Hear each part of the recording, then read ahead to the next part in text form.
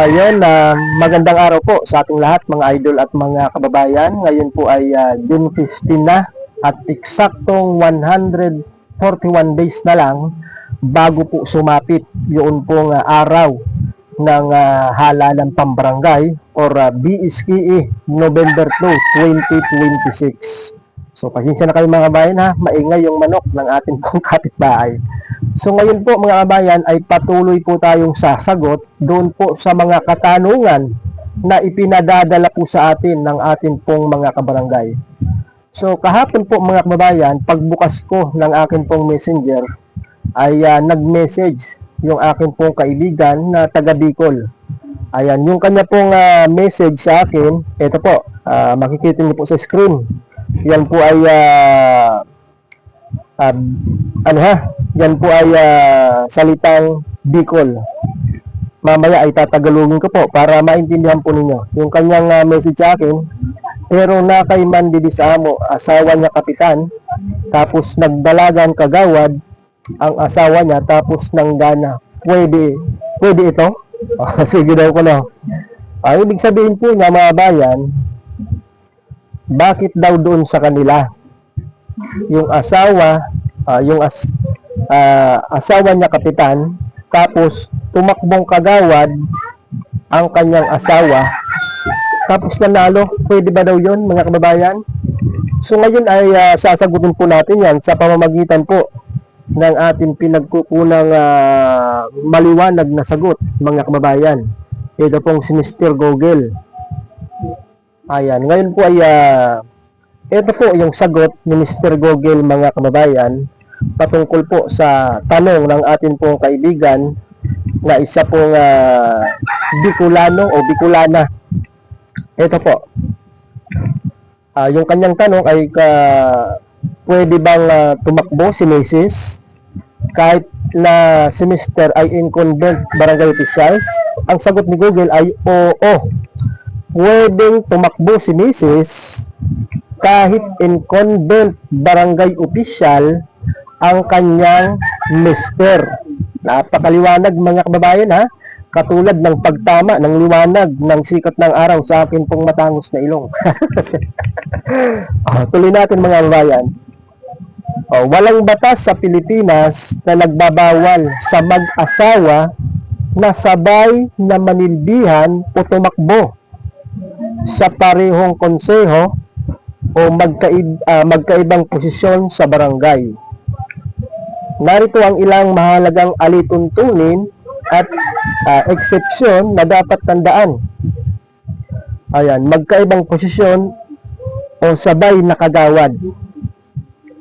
Pwedeng tumakbo si Mrs. bilang kapitan habang si Mr. ay kagawad o maaari silang sabay na tumakbo bilang kagawad. Ayan. Dito naman po sa pangalawa, exclusion sa sangguniang kabataan. Ang pagbabawal sa anti-political dynasty ay mahigpit lamang na ipinatutupad sa sangguniang kabataan o sa SK. Ayon sa Commission on Elections, ang isang tatakbo sa SK, chairman man o kagawad, ay hindi dapat may kamag-anak o wala dapat kamag-anak o kabilang ang asawa na incumbent na opisyal mula sa barangay hanggang nasyonal sa parehong lokalidad. Para sa kapakinabangan ng para sa pinakabagong guidelines at formularyo ng kandidatura, maaari kayong sumangguni sa official website ng COMELEC, Commission on Election. So sana po ay nasagot natin ng maliwanag yun pong tanong ng atin pong kaibigan na Bicolana, kung pwede daw tumakbo na sabay o pwedeng tumakbo si Mrs. kahit na incumbent yung kanyang asawa. Pwede po mga kababayan, ayon po sa atin pong binasa. Okay? So ngayon naman po ay sasagutin naman natin yung isa pa sa katanungan ng atin pong masusugid na taga-subaybay na si Marcelino Cabigaw. Ayan, yung kanya pong tanong mga kababayan ay ito po. Yung kanya pong tanong ay Tanong po, yung incumbent si kapitan, tapos aspirant si pamangkin, pwede ba yon?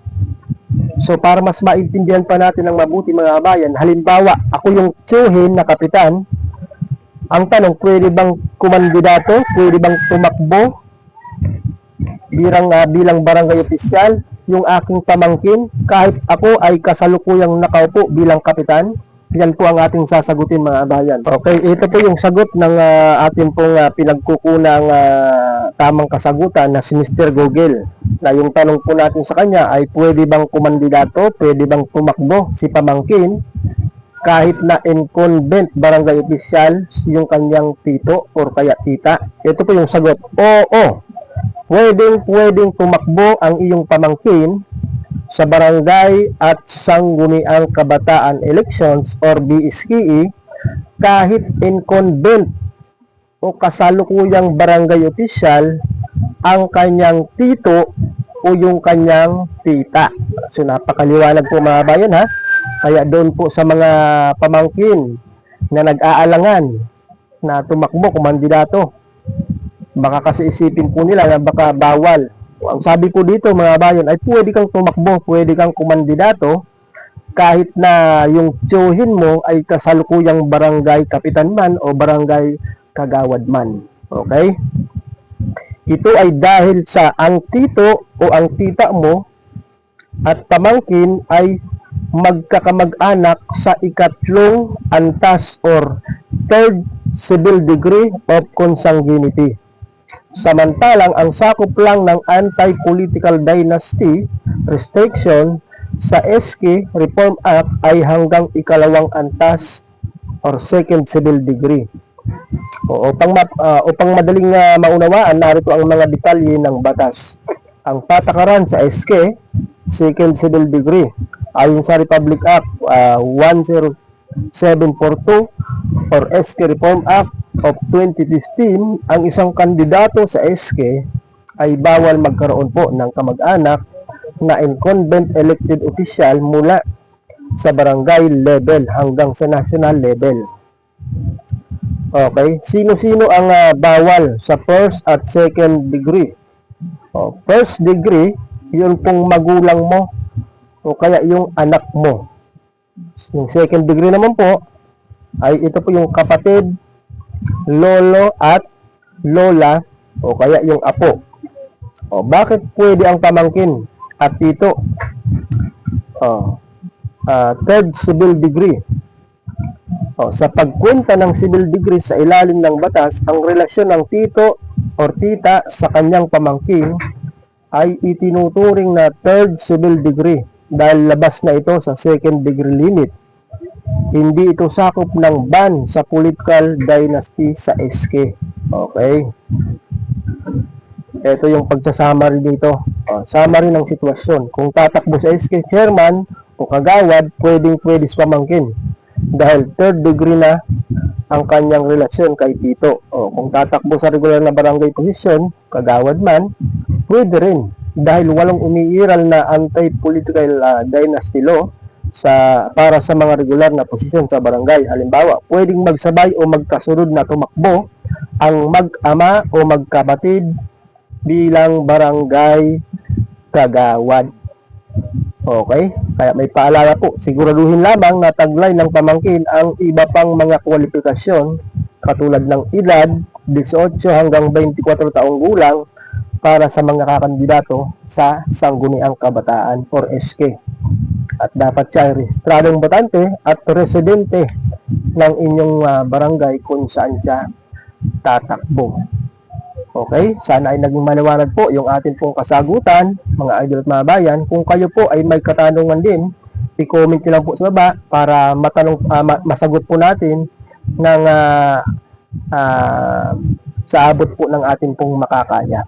Okay, maraming salamat po sa inyong pagtitiwala at sa inyong panonood. Magandang araw po sa ating lahat.